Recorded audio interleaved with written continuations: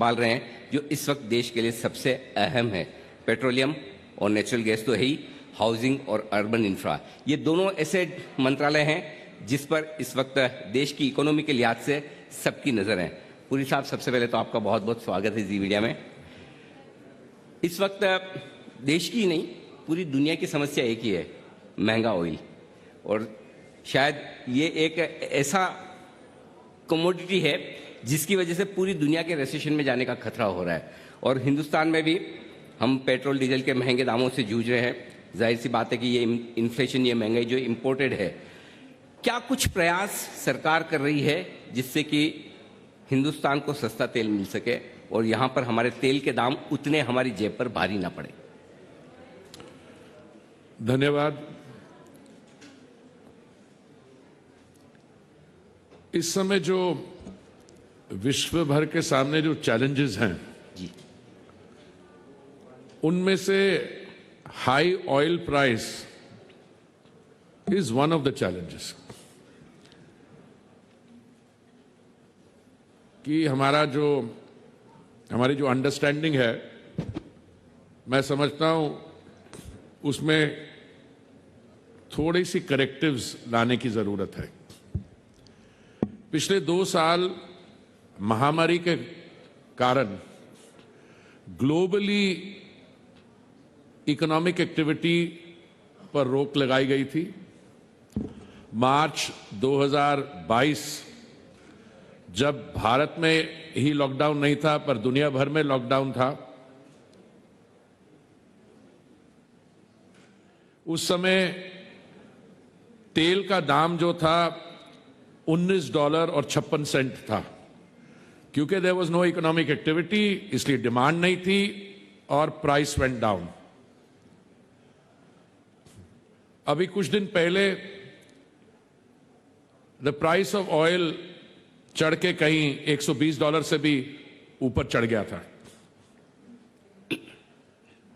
कुछ लोग ये कहते हैं कि 24 फरवरी को जो रूस, रशियन फेडरेशन और यूक्रेन के बीच में जो हुआ, शायद तेल का दाम उसके कारण चढ़ा है।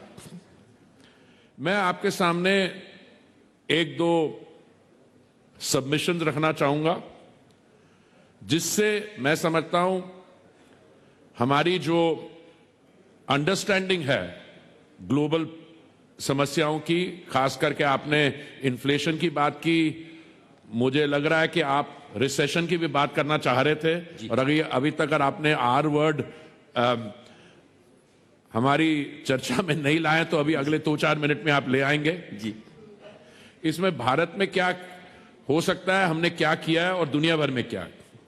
जब टोटल लॉकडाउन था और उस समय जो दुनिया भर में डिसीजन मेकर्स हैं, they had to choose between life and livelihood. अगर आप पूरी इकोनॉमी को लॉकडाउन में ले आते हैं तो महामारी के दौरान वो लोगों की जान बचाने के लिए that was an essential requirement. But अगर आप अपने देश को और ग्लोबल इकोनॉमी को परपेचुअल लॉकडाउन कंडीशन में रखते हैं तो other than the threat to life, economic activity ही नहीं होगी तो that is an equally big threat to life जी। तो महामारी के दौरान दुनिया भर में, जहां तक मुझे जानकारी है, 20 ट्रिलियन से अधिक डॉलर स्टिम्युलस पैकेजेस में लगाए गए। तो 20 ट्रिलियन डॉलर की स्टिम्युलस पैकेजेस ज्यादा, उसके कारण क्या हुआ कि एक इन्फ्लेशनरी सिचुएशन पैदा हो गई।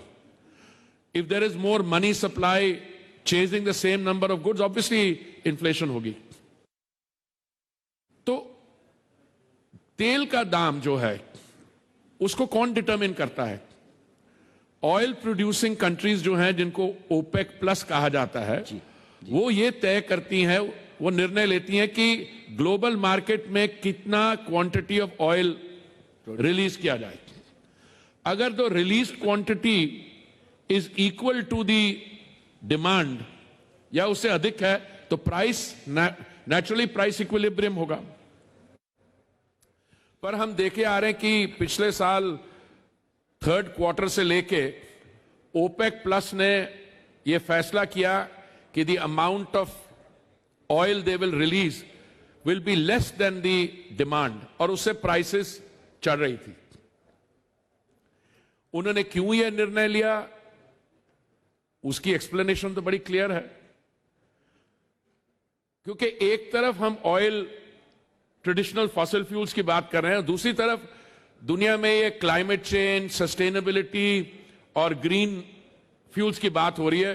तो उन्होंने ये कहना शुरू किया कि हम इसलिए ये कर रहे हैं क्योंकि फॉसिल फ्यूल और ट्रेडिशनल एरियाज में इन्वेस्टमेंट नहीं हो रही। कहां तक वो बात सही है, कहां तक वो नहीं सही है, ये मालूम नहीं, पर इसके कॉन्सिक्वेंसेस पर आप आ जाइए। सो ऑयल का दाम ऑलरेडी बढ़ रहा था जी, क्योंकि amount of oil being released in the market वो डिमांड से कम थी। अगर जब हम उनसे बात करते थे तो ओपेक का ये कहना था कि भाई हम ये नहीं डिटरमिन करते कि ऑयल का दाम क्या होना चाहिए, हम सिर्फ यही डिटरमिन करते हैं कितना ऑयल रिलीज होना चाहिए। अब आप उनसे कह सकते हैं, जैसे मैंने कहा, कि उससे भी दाम पे फर्क पड़ता है। एनीवे, उसमें और कई जियोपॉलिटिक्स की प्रॉब्लम्स हैं, रिलेशंस अमेरिका के और कुछ जो मेजर ओपेक के प्रोड्यूसर्स हैं उनके बीच में कोई मिसअंडरस्टैंडिंग्स रही हो, जो भी है। मैं आपके सामने कुछ बातें रखना चाहूंगा जो मैंने डेवोस में भी कही और जब हम कहते आ रहे हैं जी। हमने उनसे यह कहा कि अगर तेल का दाम $120 पर बैरल होगा जी, तो ये this is not an invitation to inflation, inflation तो है ही, ये 100% गारंटी से हम कह सकते हैं कि दुनिया भर में रिसेशन होगा। जी, इस समय स्थिति यह है कि यूनाइटेड स्टेट्स में जो इन्फ्लेशन रेट है वो 46 वर्षों में सबसे हाईएस्ट इन्फ्लेशन रेट है। एक और दूसरा देश है यूनाइटेड किंगडम, जिसके साथ हमारा बड़ा पुराना 190 साल का रिश्ता रहा है। वहां पे जो स्टैंडर्ड ऑफ लिविंग है उसमें स्टीपेस्ट डिक्लाइन है सेकेंड वर्ल्ड वॉर से। ये तो वेस्टर्न इंडस्ट्रियल डेमोक्रेसीज की बात कर रहे हैं हम। भारत के आसपास में जो देश हैं आप देख लीजिए, आपको मालूम है श्रीलंका में क्या स्थिति है, बाकी देशों का मैं नाम नहीं लेना चाहता हूं, but there are challenges there. Right. Africa में countries are collapsing because of high oil prices. Latin America में चैलेंजेस हैं। क्या ऑयल प्रोड्यूसर्स को यह बात समझ आ गई है कि नहीं, इस पे मैं टिप्पणी नहीं देना चाहूंगा, पर मैं आपको एक और सेकंड सबमिशन करना चाहता हूं। पहली मेरी सबमिशन थी कि $120 ऑयल प्राइसेस रही तो ग्लोबल इन्फ्लेशन को छोड़िए, रिसेशन और collapse of the global economy होने वाली है। जी। दूसरी बात यह है कि आप दुनिया के 3 सबसे बड़े प्रोड्यूसर्स अभी जो हैं वो देख लीजिए। एक है रूस। रशियन फेडरेशन दिन में 7 से 9 मिलियन बैरल प्रोड्यूस करता है। जी। अगर आप ये सजेस्ट करें कि रूस से तेल नहीं खरीदना चाहिए, तो सवाल ये उठता है, अगर रूस से आप नहीं खरीदोगे तो कहां से खरीदोगे, ये तो बताइए। नहीं सर, मैं तो ये चाहता हूं कि देश को कब रूस से सस्ता, कितना सस्ता, कितना ज्यादा और कब तक वो तेल मिलेगा, उसका इंतजार है सबको। नहीं, वो तो मिल रहा है, उस पर मैं आता हूं। पहले मैं आपकी अंडरस्टैंडिंग क्लियर कर दूं, उसके बाद मैं आपके सवालों का जवाब देता हूं। जी। सिर्फ रूस से ही नहीं लोग चाह रहे थे, यूरोपियन चाह रहे थे कि रूस से जो उनकी ऑयल डिपेंडेंस है वो कम की जाए। मैं हंगरी गया था जब माननीय प्रधानमंत्री जी ने मुझे ऑपरेशन गंगा के लिए भेजा था। जी। मैंने जब उनके विदेश मंत्री से बात की, उन्होंने साफ कहा कि हमारा तो 65% जो तेल है वो रूस से आता और डेडिकेटेड पाइपलाइन से आता, हम तो कुछ कर ही नहीं सकते। और जी। और यूरोपियन लीडर्स ने मुझे कहा कि हम कई सालों के लिए हम डाइवर्सिफाई नहीं कर सकते। उसको छोड़िए, उसके अलावा ईरान का तेल अंडर सैंक्शन है। ईरान के पास किसी एक समय 40-45 मिलियन बैरल प्लेटफॉर्म में पड़ा होता है, अगर वो रिलीज करें। चीन तो खरीद रहा है उनसे। और वेनेजुएला का देखिए, पिछले साल जो फाइनेंशियल ईयर था हमारा 31 मार्च तक, हमने टोटल जो इंपोर्ट किया है रशिया से ऑयल वो 0.2% था। जी। अगर आप अप्रैल मई की फिगर्स देखें तो Russia is now our second largest supplier after Iraq. तो मैंने आपके सवाल का जवाब दे दिया। हम क्यों रशिया से खरीद रहे हैं? एक तो हम कहीं से भी खरीदेंगे, और दूसरी बात, पहले हम ज्यादा खरीद रहे थे सऊदी अरेबिया से और यूएई से, पर अगर उनका दाम बढ़ेगा। तो आप ये कह रहे हैं कि किसी भी तरह का, चाहे वो नेटो का, यूरोप के देशों का या फिर अमेरिका का दबाव हो कि आप रशिया से तेल ना खरीदें, उसके बजाय हम वहां से खरीदेंगे भी और सस्ता खरीदने की भी कोशिश करेंगे। पहली बात तो जिनके बारे आप जिक्र कर रहे हैं, नेटो, ईयू, उनसे आप कहा जाए कि आप पहले तो तेल खरीदना वहां से बंद करो। जी। अब देखिए कौन सी कंट्री ने कम किया है, और मान लीजिए दिसंबर तक थोड़ा वो कम भी करते हैं जी। अगर रूस 9 मिलियन बैरल रोज प्रोड्यूस करता है तो किसी और को 9 मिलियन बैरल सप्लाई करने पड़ेंगे। और मैं जो बता रहा हूं, जो उनमें से दो सबसे लार्जेस्ट प्रोड्यूसर्स हैं ओपेक में, सऊदी अरेबिया और यूएई, अगर ये बढ़ाना चाहें भी तो कितना, 1-1.5 मिलियन बैरल बढ़ा सकते हैं पर डे। सो पहली बात तो ये जो प्रेस में चर्चा होती है, लोग कहते हैं, पहली बात तो Russian oil is not under sanction. दूसरी बात, कुछ Russian entities are under sanction, पर मुझे तो कोई एविडेंस नहीं है कि लोगों ने खरीदना बंद कर दिया। इनफैक्ट लोगों ने ज्यादा खरीदना शुरू कर दिया। जी। अगर इंटेंशन थी कि जो भी 24 फरवरी को हुआ है और अभी हो रहा है, उसके कारण आप रशिया को पनिश करना चाहते हो, तो रशिया तो पनिश नहीं हुआ। जो पनिश करना चाहते थे यूरोप पर, वो उन्होंने अपने आप पे पनिशमेंट ले ली, क्योंकि ऑयल प्राइस वेंट अप। सो मुझे लगता है कि अभी आप मुझे जब इंट्रोड्यूस कर रहे थे, कुछ कह रहे थे कि यार आपके जो मास्टर ऑफ सेरेमनीज की सलाह देने वाले होते हैं, उनके कहने पे सरकारें चलती। नहीं, सरकारें सलाहकारों के कहने पे नहीं चलती हैं, सरकारें चलती हैं नेशनल इंटरेस्ट पे। जी। और मैं हमेशा ये कहता हूं, अगर किसी देश, देखिए नहीं, वो हमने क्या किया, वो हम मानकर चलते हैं कि आप जैसे डिप्लोमेट नेशनल इंटरेस्ट की ही बात करते हैं। नहीं, देखिए मोदी जी एक ऐसे प्रधानमंत्री हैं, मेरा तो सौभाग्य, मैं उन्हें पहले से भी जानता था, और उनके 2014 में दिल्ली में दायित्व संभालने से पहले मैंने सरकार में भी 39 इयर्स का मेरा तजर्बा, मैंने और बाकी सरकारें भी देखी हैं। उन्होंने जो आके किया है, क्योंकि आज मैं समझता हूं आपके कार्यक्रम का प्राइमरी फोकस है कि 8 साल में क्या हुआ है। जी। तो मैं आपको 2-3 छोटे छोटे उदाहरण दे दूं। मोदी जी से जब नए नए प्रधानमंत्री से बने थे, तो उनसे पूछा गया था कि आपकी फिलॉसफी क्या है। तो वो मॉडेस्ट आदमी है, जो कहते हैं मैं काम करके दिखाना चाहूंगा और छोटे छोटे काम करूंगा, पर अभी आपके सामने दिख रहे हैं। 2014 में, उससे कुछ मैं समझता हूं 10 वर्ष पहले, जी, ये रियलाइजेशन सरकार के अंदर आ गई थी कि हमें आने वाले वर्षों में एनर्जी समस्या डेफिनेटली उसका सामना करना पड़ेगा। जी।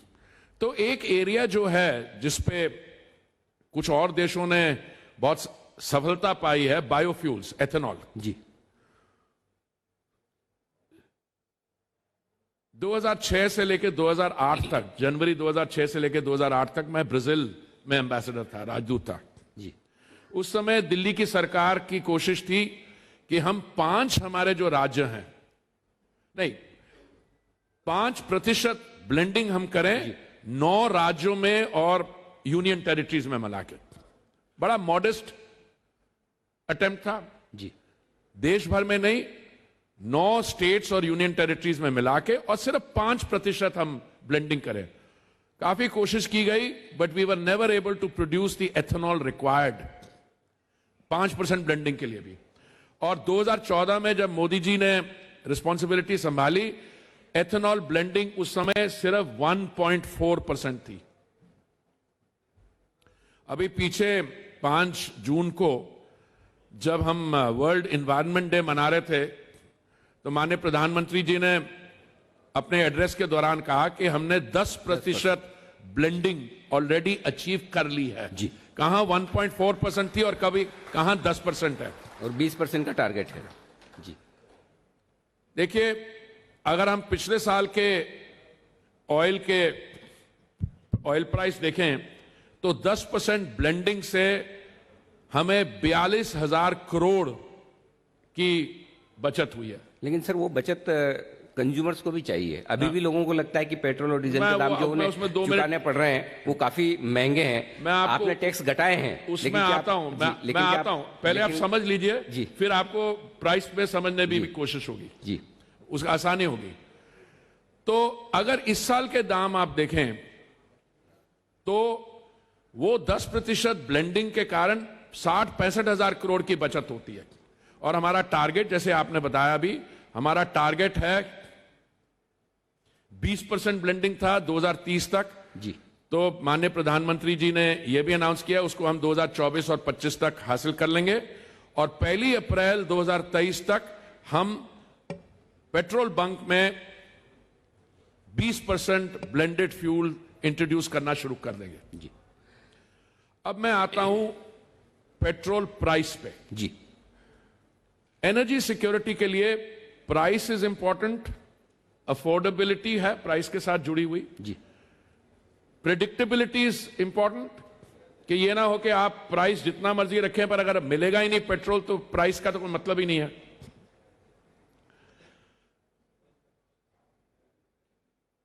एनर्जी शॉक या एनर्जी न्यूज हम लोग एनालाइज करते हैं 1973 से लेके।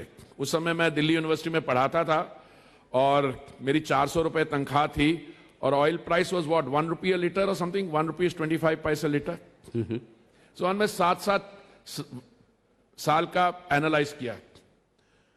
मोदी जी के जो 7-8 साल हैं प्राइम मिनिस्टरशिप के लिए, ऑयल प्राइसेस सबसे कम बढ़ी है। उसमें 30% बढ़ी है, कभी 210%, 180% 7 साल में बढ़ती थी। इस समय अगर आप ऑयल प्राइस देखिए, पेट्रोल और डीजल प्राइस दुनिया भर में, सिर्फ इंडिया में नहीं, वो सबसे लोएस्ट है। और लोएस्ट क्यों है? पहले तो मैं आपके साथ आधा मिनट लूंगा कि ऑयल प्राइस डिटरमिन कैसे की जाती है। आप में से पता नहीं कितनों को यह जानकारी होगी कि एक दिन में रोज हम में से कितने हमारे नागरिक हैं जो पेट्रोल पंप में जाते हैं भरवाने। Any guesses? देश भर में पेट्रोल और डीजल भरवाने कितने लोग जाते हैं?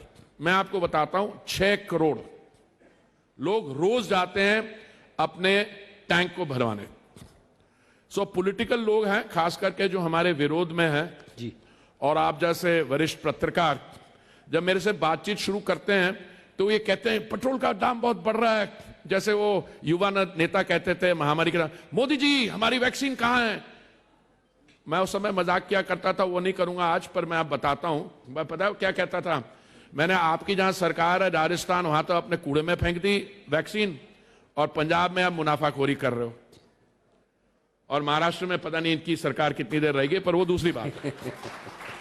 पेट्रोल का मैं बताता हूं आपको, हिंदुस्तान में सबसे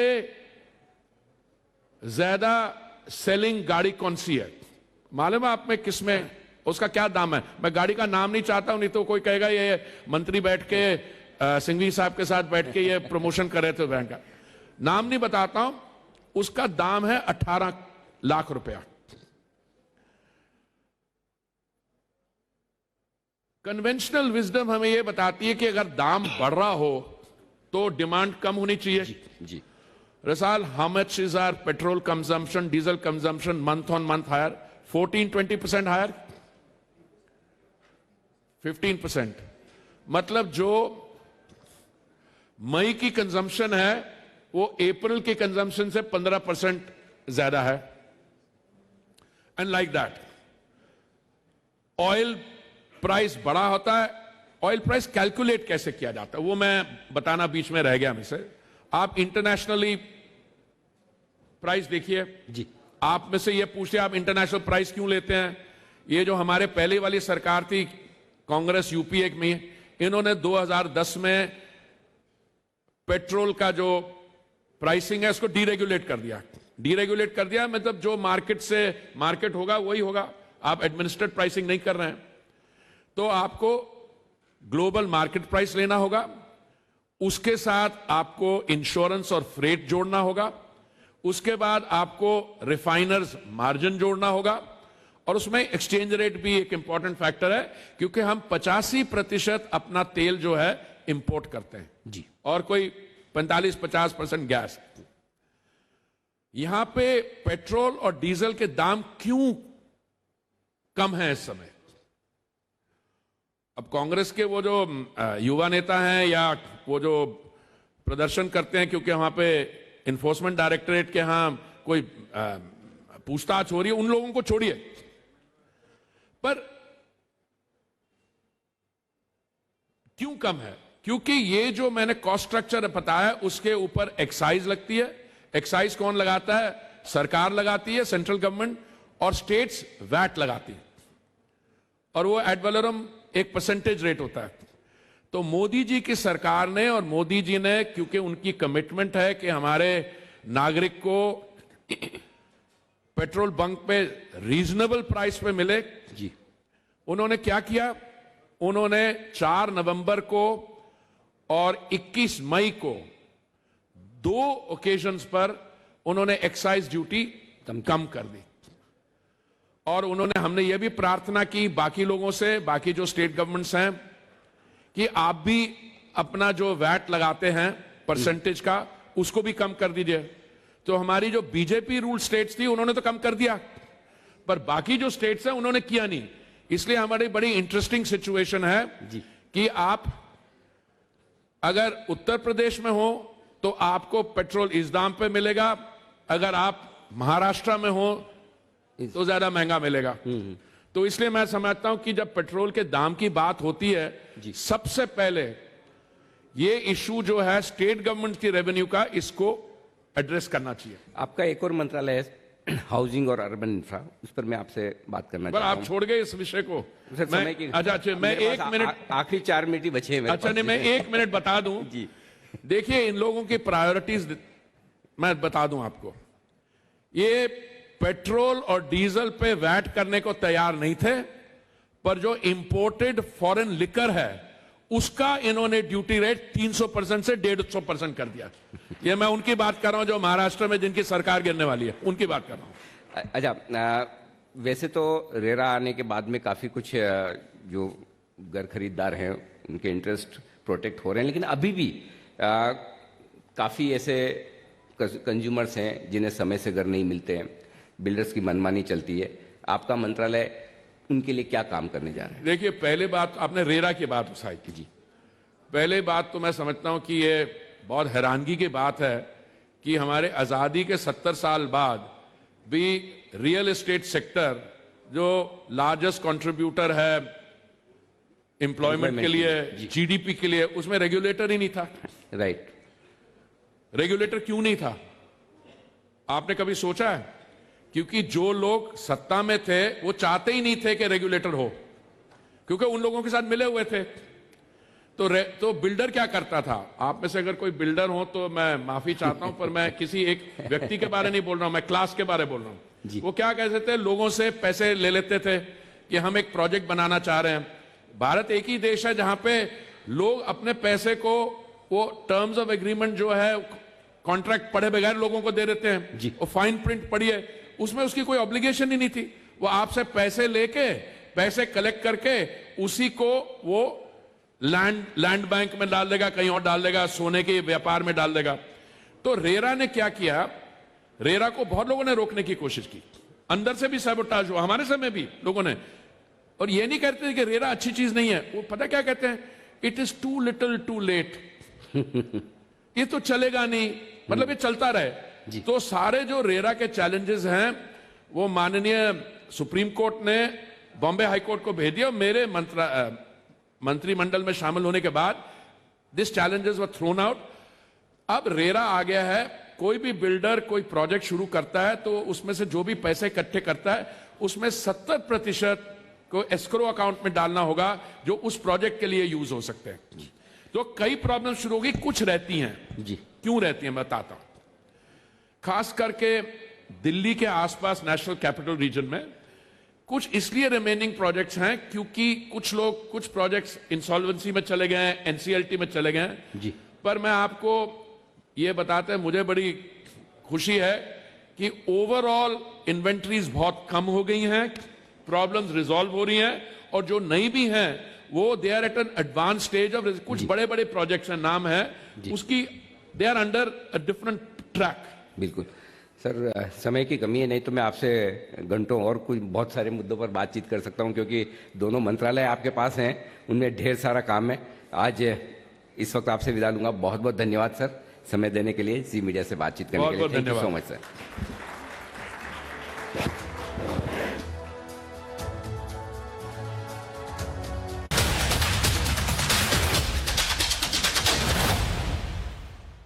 तो ये आप सुन रहे थे केंद्रीय पेट्रोलियम मंत्री और नेचुरल गैस मंत्री हरदीप सिंह पुरी को, जो बता